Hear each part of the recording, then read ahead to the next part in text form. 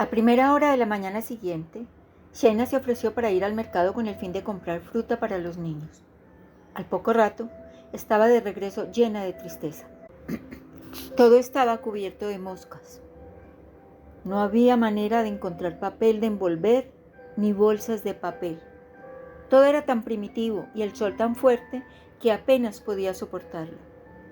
Creo que nunca hasta entonces le había oído a Shaina quejarse de nada y empecé a preguntarme cómo podríamos acostumbrarnos, ella y yo, a nuestra nueva vida. Estaba muy bien en Milwaukee hablar de convertirnos en pioneros, pero era posible después de todo que no estuviéramos preparados para arrostrar aquellas pequeñas contrariedades y que tuvieran razón los lituanos al pensar que éramos demasiado blandos para el país. Mi sensación de desasosiego y de culpabilidad por mis propios defectos, por no decir nada de mi nerviosismo ante la posible reacción de Morris a estas infortunadas experiencias, se mantuvo durante toda nuestra primera semana en Tel Aviv. Quizá hubiera sido más fácil si hubiéramos llegado en otoño en vez de en pleno verano, o si nos hubiéramos quedado más cerca del mar y de sus brisas. Pero tal como se habían desarrollado las cosas, nos encontrábamos sofocados de calor, cansados y desalentados la mayor parte del tiempo. Para colmo, nuestros amigos regresaron de Jerusalén y nos invitaron a cenar el sábado. No solo nos hablaron largamente de las dificultades que encontraríamos, sino que nos dieron unas hamburguesas que sabían a jabón y que no fuimos capaces de tragar. Tras una cierta turbación general y decir a los niños que debían dejar de atragantarse y de llorar, resultó que había caído un trozo de jabón en la preciosa carne picada. Pero la explicación no la hizo más sabrosa y volvimos al hotel del señor Barás con el estómago revuelto y descorazonados. Al cabo de unos días comprendimos que no había ninguna razón para que permaneciéramos por más tiempo en el hotel del señor Barás. Igual que el árbol próximo a la estación, teníamos que echar raíces tarde o temprano. Y además, se nos estaba acabando el dinero. Cierto que habíamos venido de América, pero a pesar de ello, nuestros fondos eran muy limitados, aunque nadie parecía creerlo. Aquel verano conocí en Tel Aviv a una mujer que me echó los brazos al cuello, me besó y me dijo con lágrimas en los ojos: «Gracias a Dios que habéis venido, unos millonarios de América. Ahora todo irá bien aquí». Nuestro primitivo plan había sido quedarnos en Tel Aviv 1 o 2 semanas e irnos luego a un kibutz. En Milwaukee habíamos elegido incluso el kibutz en el que solicitaríamos ingresar. Pero cuando hicimos gestiones en Tel Aviv, se nos dijo que esperásemos hasta que hubiera terminado el verano y presentásemos entonces nuestras solicitudes en regla. Así pues, en vez de empezar inmediatamente nuestra conquista del país, nos dedicamos a una misión mucho menos heroica: la conquista de caseros. No era asunto sencillo. Los alojamientos escaseaban, los precios eran muy altos y necesitábamos sitio por lo menos para 7 camas. Nos dividimos en grupos y nos entregamos febrilmente a la búsqueda de una casa.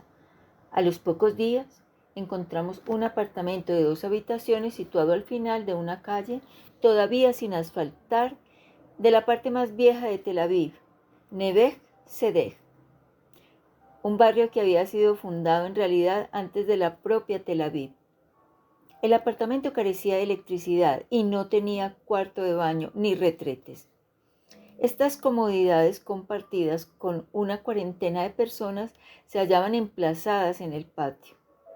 Pero había una pequeña cocina y solamente se nos pidió que pagáramos por anticipado 3 meses de alquiler, a pesar de que veníamos de los Estados Unidos. Nos trasladamos allí, sin mucho entusiasmo pero con gran alivio, y empezamos a organizarnos.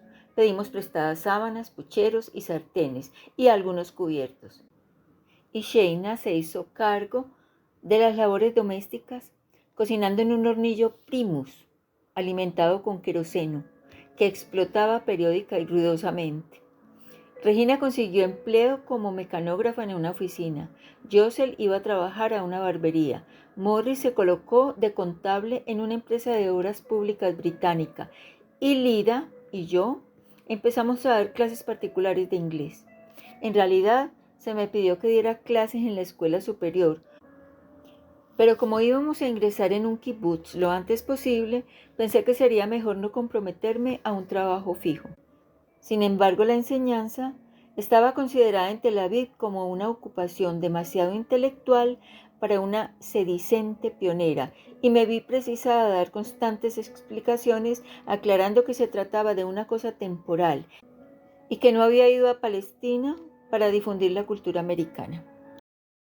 En conjunto nos arreglamos bastante bien, aunque nuestros vecinos tardaron mucho en aceptar nuestra extraña manera americana de hacer las cosas, como poner persianas en las ventanas para impedir el paso de las moscas.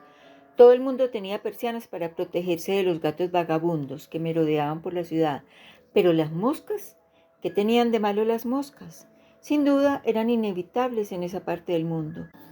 No obstante, insistimos en hacer habitable el apartamento y en líneas generales lo conseguimos.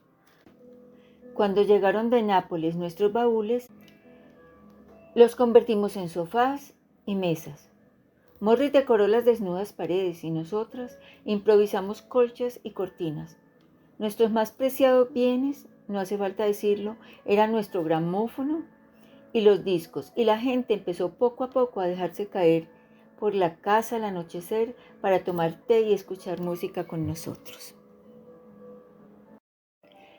He sentido con frecuencia la tentación de explicar a los inmigrantes recién llegados a Israel lo bien que comprendo las dificultades de acomodación y decirles algo de lo que esto suponía cuando yo llegué a Palestina, pero he aprendido, por amarga que sea la experiencia, que la gente tiende a considerar estos relatos como pura propaganda o, peor aún, como aburridos sermones y prefiere no escucharlos. Subsiste, sin embargo, el hecho de que nosotros tuvimos que abrirnos paso solos en la tierra en que habíamos elegido vivir. No había entonces Estado de Israel, ni Ministerio de Absorción, ni Agencia Judía. Nadie nos ayudó a establecernos, ni a aprender hebreo, ni a encontrar un lugar en que vivir. Tuvimos que hacerlo todo nosotros mismos y nunca se nos ocurrió que nadie estuviera moralmente obligado a ayudarnos. No es que fuéramos en nada superiores a los emigrantes que en la actualidad llegan a Israel, ni que albergue yo el menor sentimentalismo acerca de las mayores incomodidades, muchas de ellas completamente innecesarias, con que nos enfrentamos hace 60 años y para las que estábamos tan lamentablemente mal preparados. Pero volviendo la vista atrás, estoy convencida de que el hecho de tener siempre presente la finalidad que nos había llevado a Palestina y el saber que nadie nos había prometido nada, acabó haciendo bastante rápida nuestra aclimatación. Sabíamos que nos correspondía a cada uno personalmente hacer nuestra vida en Palestina más fácil, o mejor, o más llena de sentido, y que no teníamos más alternativa que establecernos y echar raíces tan rápidamente como pudiésemos.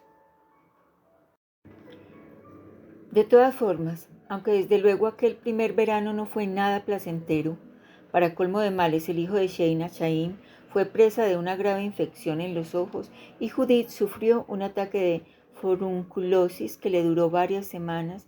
Ninguno de nosotros, que yo sepa, pensó jamás seriamente en abandonar el país. Y poco a poco, a medida que transcurrían las semanas, empezamos a sentirnos parte integrante de él. Naturalmente escribíamos cartas muy cautelosas a nuestros padres y amigos, pasando por alto los aspectos más desagradables de la forma en que vivíamos. Pero una carta que le escribí a Shammai, cuando llevábamos ya en Palestina unas 6 semanas, expresa algo de nuestros sentimientos respecto a la gran aventura.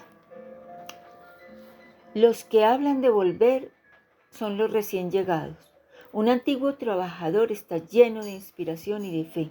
Yo creo que, mientras continúen aquí los que crearon lo poco que aquí existe, no puedo marcharme y tú debes venir. No diría esto si no supiera que estás dispuesto a trabajar de firme. Cierto que incluso un trabajo duro es difícil de encontrar, pero no dudo que encontrarás algo. Desde luego, esto no es América y tal vez sea necesario sufrir mucho en el aspecto económico. Es posible incluso que vuelvan a producirse disturbios, pero si uno desea su propio país y si lo desea con todo el corazón, debe estar preparado para esto. Cuando vengas, estoy segura de que podemos formar planes. No hay por qué esperar. Era natural, supongo, que yo sintiera de aquella manera. Después de todo, tenía poco más de 20 años. Estaba haciendo exactamente lo que quería hacer. Me hallaba en plena forma física, llena de energía y en la compañía de las personas que más significaban para mí. Mi marido, mi hermana, mi mejor amigo. No tenía hijos por los que preocuparme y no me importaba que tuviéramos o no frigorífico o que el carnicero nos envolviese la carne en papeles de periódico que recogía del suelo. Había toda clase de compensaciones para estas pequeñas penalidades, como pasear por la calle en nuestro primer viernes por la noche en Tel Aviv y sentir que la vida no podía depararme mayor alegría que estar donde estaba, en la única ciudad totalmente judía del mundo, donde todos, desde el conductor del autobús hasta la dueña de nuestro piso, compartían en su más profundo sentido no solo un pasado común, sino también objetivos comunes para el futuro. Aquellas personas que se dirigían apresuradamente a sus casas para el Shabbat, llevando todas unas cuantas flores para la mesa, eran realmente hermanas y hermanos míos. Y yo sabía que permaneceríamos unidos unos a otros durante todo el resto de nuestras vidas. Aunque habíamos llegado a Palestina desde países distintos y desde distintas culturas y hablábamos a menudo idiomas diferentes, éramos iguales en nuestra creencia de que solamente aquí podían los judíos vivir por derecho propio en vez de por tolerancia. Y solamente aquí podían ser los judíos dueños, no víctimas de su destino. No era sorprendente, pues, a pesar de todas las pequeñas irritaciones y problemas, que me sintiera profundamente feliz. Pero cuando recuerdo cómo se las arreglaba Sheina, para vérselas con todo y con todos, sin sugerir siquiera una sola vez que quizá fuese demasiado para ella, a pesar de que sus 2 hijos estaban enfermos, de que Shammai se encontraba tan lejos, el servicio de correos era tan ineficaz que solo recibía cartas de él meses después de haber sido escritas. O cuando recuerdo cuán decidido estaba Morris a resistir a pesar de sus dudas respecto a venir a Palestina, o al hecho, por ejemplo, de que los libros que tanto significaban para él llegasen a Palestina rotos y empapados en agua, me siento llena de admiración hacia ellos y no puedo por menos de preguntarme si en su lugar yo me habría mostrado tan resuelta a quedarme. Aún entonces, había desde luego recién llegados a Palestina que, igual que aquellos amigos que habíamos esperado que salieran a recibirnos a nuestra llegada, no podían resistirlo y se marchaban, del mismo modo que hay actualmente algunos que no pueden soportarlo y se marchan también. Siempre he compadecido a esas personas porque, en mi opinión, la pérdida ha sido siempre para ellos.